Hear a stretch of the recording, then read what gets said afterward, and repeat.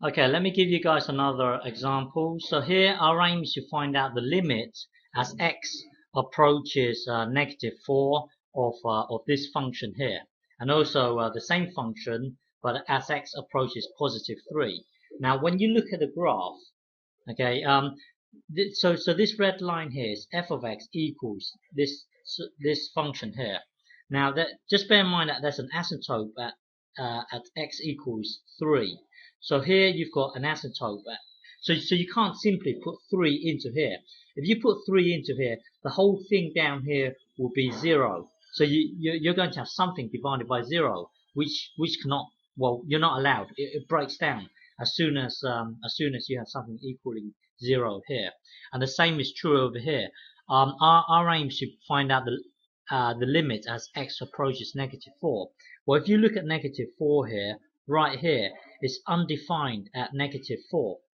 Okay, so if you put -4 into this thing here, the whole thing down here will be 0. If the whole if the whole thing down here is 0, then you've got something divided by 0, which is not allowed. Okay, so well, to find out the limits here, well, let's well, when you're given this, you're not going to be given a graph. So you're not going to be given a graph. So you're going to be given this. Now, to find out the limit of this here, first, hang on. First, test out some. Well, choose a number that's really close to -4, but just to the left of -4, which is this number here. So hang on. Let me bring up the graph. So what I'm saying here is, well, when you first start out, try and so you can't simply put -4 into the function here. You can't put -4 into this function here.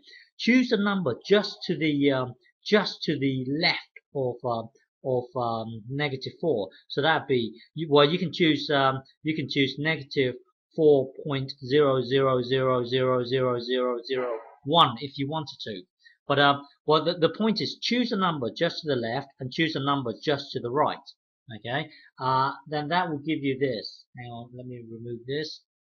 Choose a number just to the left of 4, which is this, and choose a number just to the right of 4, and then punch this into your calculator, and then it should give you this number here. And then do the same with a number just to the right of -4, and then it will give you this number here. Now you can see that these two numbers are very well, they're approaching each other. So therefore the limit is approaching a certain limit. So if you look at the graph here, hang on. So if you look at the graph here, they are approaching this number here. So from the right hand side, this one here is going to approach this number here. So hang on. Yeah. So select a number just to the left and select a number just to the right, and then punch it into your calculator. And these two numbers are very similar. The two are approaching a limit. Now, if you do the same over here, now hang on. Let me just look at the graph. Graph here. Now, if you look at 3 here, there's an asymptote at 3 here. You see, if you approach from the left, you're going to head towards -infinity.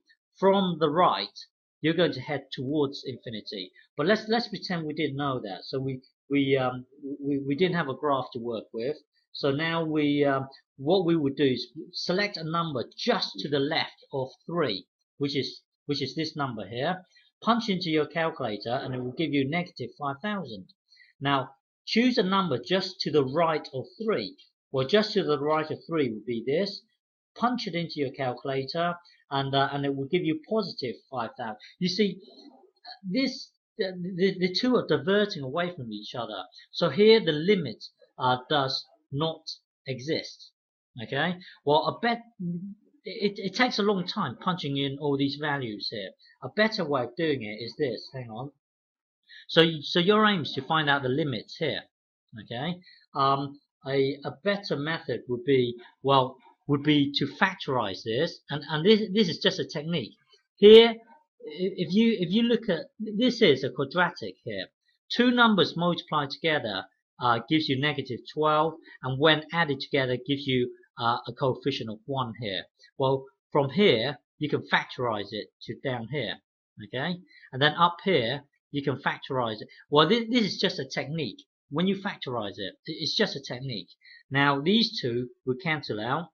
So you, in effect, you've got 5 here and this thing here. So now you can find out the limit of this, because when you put negative 4 into here, it doesn't become something over 0. Well, when you put negative 4 into here, it will be 5 over well, you're putting negative 4 into here. Negative 4 take away 3. That would be negative 7. So really, our limit is actually minus 5 over 7. And if you punch this into your calculator, it would be near what we got earlier. It would be this nut figure here. Okay, hang on. So this is just a method of doing it. So here you start from here, factorize it, and then these two cancel out. So it becomes this. But the good thing about this thing here is that when you put negative 4 into here, it doesn't become something over 0. That's why you can do the limit of this. But you can't just simply put negative 4 into here. Now come to this point here. Okay, you would follow the same process as over here. So you would factorize it, it would cancel out, but and then you would get to this stage here. But rather than with well, let me just do it then. Hang on. So this thing here, it would be limit. So limit. Well, I would then jump to over here, and then over here, jump to here. So it boils down to the limit as x approaches positive 3 of 5 over x minus 3. So I'm using the same technique. I would factorize it and then cancel each other out, and then it boils down to this. So what I'm trying to say is that this thing here becomes this thing here. Now, looking at this, how would you know that this how would you know that this how would you know that this does not approach a limit? This one here you can tell simply by putting this into here, but here you can't use the same technique here. How can you tell if this looking at this, I can tell that the limit does not exist. But then how can you? Well, you see, there's a theory which I will tell you at a later time. Whenever this approaches a limit, and then this here does not, well, there's a theory that tells you this. I will tell you it at a later time. But you can tell that looking at this here, hang on, looking at this limit as x approaches 3 here, of 5 over x minus 3. Now, roughly speaking, you can tell that this does not approach a limit. Just roughly, whenever this has a limit, and this here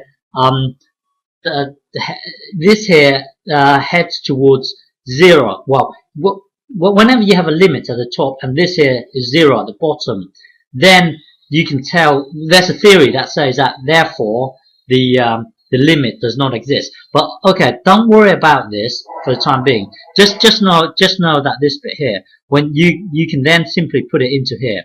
But then over here, there is a way to tell that the limit doesn't exist, which I will tell you at another time. Okay.